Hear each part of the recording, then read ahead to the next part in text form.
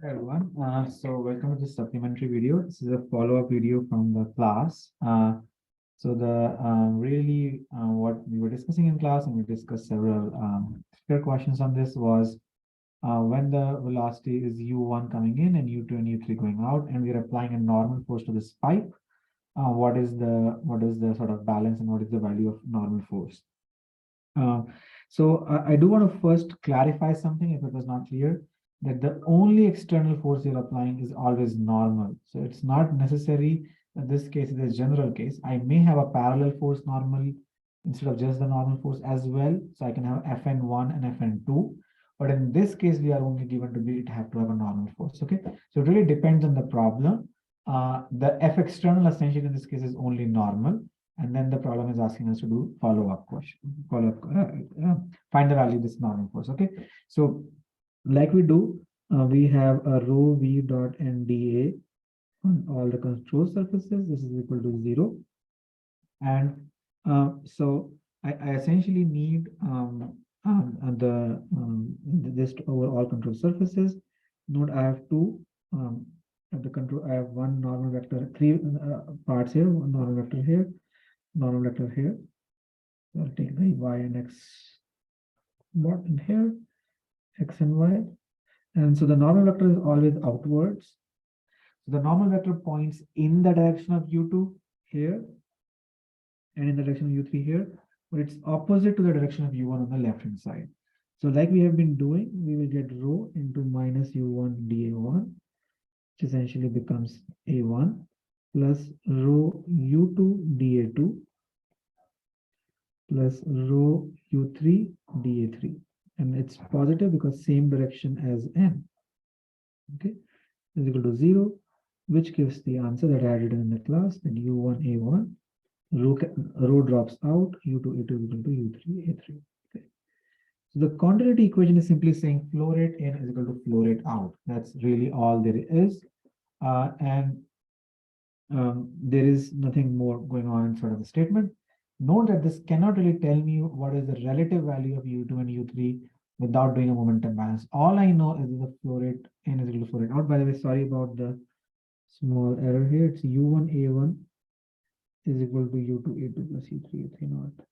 I just made an error here. u3 a3, u3 a3. Okay. Now we'll do the momentum balance. And so for the momentum balance, what you find is we do the x direction first. And so for an x direction, remember the vector formulation is VDA. So when we are doing the x direction, we will only look at the x component of the velocity. So here we have a rho of minus u1, right? And the x component of the velocity at the inlet here is just u1. It is all in x direction. So u1 square, u1 and u1 a1, right? Plus we have this portion here. And so this is u2. So first plus rho u2. This v dot n part is the same. So it is u2 because it's the full magnitude and in the direction of normal. So plus u2. So just to clarify, this is what I'm saying u2. So this is the v dot n part. V dot n part. Okay. Now the part which is in the x direction for the u2, we know this is theta here and theta here. So this will become minus u2 cos theta. This part is minus u2 cos theta, and this is minus u2 sin theta in the negative side, right? So minus u2 cos theta, and then similarly for the positive ones, we have u3, and this is theta. So I'll have u3 cos theta, and I have u3 sin theta. Okay, so plus rho u3, and then u3 cos theta. Again, it's in the positive direction. So now this becomes f external in the x direction, and I'll come to this in a second. Okay, this is what I get. So from this, what we get is minus rho u1 square a1 minus rho u2 square u2 square a2, and I've forgotten a2 and a3 here, a2 and a3, and A3 and A2 are equal. So A3 is equal to A2, we know that. Okay, minus U2 square A1 and minus rho U2 square A2 cos theta plus rho U3 square A3 cos theta is equal to F external in the x direction. Okay, so again, remember that this part is the V dot N, this is the part, and then the next multiplication here is the velocity in the x direction with the sign. Okay, the velocity in the x direction with the sign. So we get this. Now in the y direction, we get first term rho into minus u1, just like before. And now I need the y component of the velocity. There is no y component of the velocity here. So this is 0 times a1. So this just drops out. Plus rho u2, v dot n is positive, so rho u2. Now the y component of the velocity, which is minus u2 sine theta, plus rho u3, just like before. And now the y component of the velocity here, there is an a2 and a3 before I forget again, a2 and a3. u3 into u3 sine theta. It's positive here, so on top, so u3 sine theta. a3 is equal to f external comma y. Okay. So essentially we get f external comma x is equal to rho minus rho u1 square a1. And because I know that a2 is equal to a3, I can just take it out to make it a little bit easier. U a2 cos theta equal to u2 square minus u3 square. Okay, u2 square minus u3 square equal to external of x, and f external of y is equal to minus, and I'll do the same thing. I'm taking out a2 is equal to a3, it becomes sine theta, and this is u2 square minus u3 square. All right, so this is essentially my balance. Now note that in this problem, I have now find the external force in terms of u1, u2, and u3. And I also have the continuity equation. So we shouldn't forget we have the continuity equation. U1, A1 is equal to U2, A2 plus U3, A3, and A2 and A3 are equal in this case. So we have this. Now, if I do not apply any y direction, if the external force somehow in that y direction was 0, then as you can see, U2 does become equal to U3. Okay, so U2 has to be equal to U3 if the y external y equal to 0 for all theta. But that is not the case. In this problem, we essentially have been given that there is a normal force that has been given to us Fn, and that Fn has the components of Fn sine theta in this vertical direction and minus Fn cos theta in the horizontal direction, right? Negative. So this is equal to minus Fn cos theta to Fn sine theta here, right? So that is why we have sort of these two different formulas here, and precisely why you sort of see, sorry, I think I might have made a mistake. It is minus Fn sine theta and Fn cos theta. Apologies. This is Fn cos theta and Fn sine theta, and I made the cos theta and sine theta reverse. So this is sine theta and cos theta. Okay. Sine theta and cos theta. Okay. So if I did not have the y component, then u2 and u3 were equal. But now I do have the y component because my direction of the external force is in the normal direction. That's why u2 and u3 are not necessarily equal. However, they do become equal when the cos theta becomes 0, and that is when theta is equal to pi by 2. Okay, so that is another way to think about the same problem that we were facing. Now, basically moving further, now we multiply this by minus sine theta and multiply by cos theta. Okay, so let's do that. Multiply by cos theta.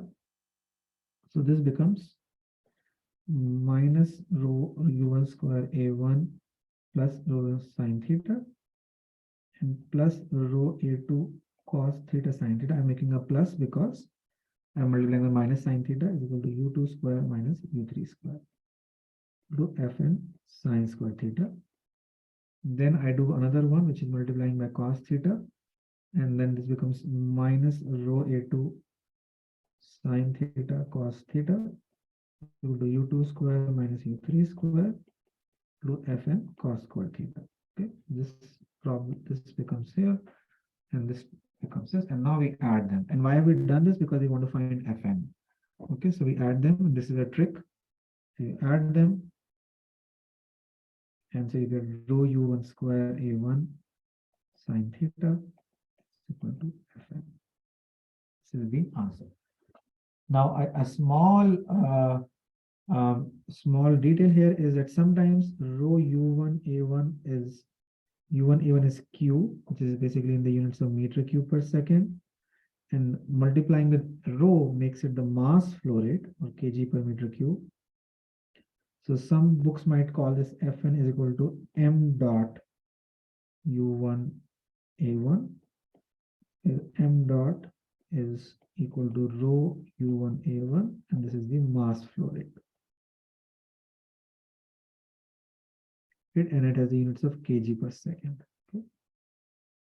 So just to, so that you might see a mass flow rate somewhere. And by the way, I forgot the sine theta also. So sine theta. And there is no A1.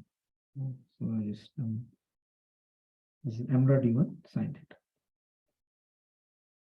Yes, so this is essentially another way you can look at the problem, is to convert from rho, to remove rho, you can just go into mass flow rate, and so you can see that. Okay, so just to recap, essentially what this problem is doing is we are applying a normal force that has been given to us. If you're applying a normal force, if you're only applying a normal force, then what we're saying is the continuity equation gives you a volume balance, like, or a mass balance. And then when you do the momentum balance, you see that because this Fn cos theta in the y direction, my U2 and U3 are not necessarily equal. However, if it was a vertical pipe, that is theta was pi by 2, then I just get U2 and U3 balancing each other out always. Or if somehow I was not applying any vertical force, then I will also get U2 and U3 equal to 0. But if I'm applying a vertical force, as long as it's non-zero, then U2 and U3 cannot be equal. Now, one question that a student had raised, and just want to clarify it again, is that if you have a different sort of, let's say, force type, you require that F external of y is always non-zero. So if you always require this to be non-zero, as you can imagine, U2 and U3 will never be the same if you require it to be non-zero. And when will it be non-zero is if you say, well, my y direction is the direction of gravity. So if you do want to be like kind of, you want to really emphasize that, oh, there is gravity, then gravity would enforce that F external of y is never exactly equal to 0. And if it is never exactly equal to 0, then U2 and U3 are not equal. However, they can be 0 if you have not specified it. And if that is the case, U2 and U3 can be equal to 0 when theta is equal to pi by 2. Okay. Or if you just say that the force is only in the horizontal direction, then there is no vertical force, there is no gravity, then U2 and U3 are always the same. Essentially, the requirement is this has to be 0 for U2 and U3 to be same. All right. Then another question somebody was asking after the class was, well, we don't really use continuity. So why are we even deriving continuity to begin with? So we don't use continuity because we are not plugging in the numbers. But as you can imagine, you have U1, U2, and U3. And so if all other parameters are given to you, to find essentially at the end all the parameters, like if you want to solve for everything, you want to solve for U1, you want to solve for U2, you will likely need all the equations. So in this case, it might appear that for calculating the normal force, you didn't really need it. You should still do the continuity equation just to be consistent and to have all the numerical values that you have to calculate. Okay, so hopefully this clarified the derivation from the course, from the lecture today. And then, yeah, hopefully see you in the next video.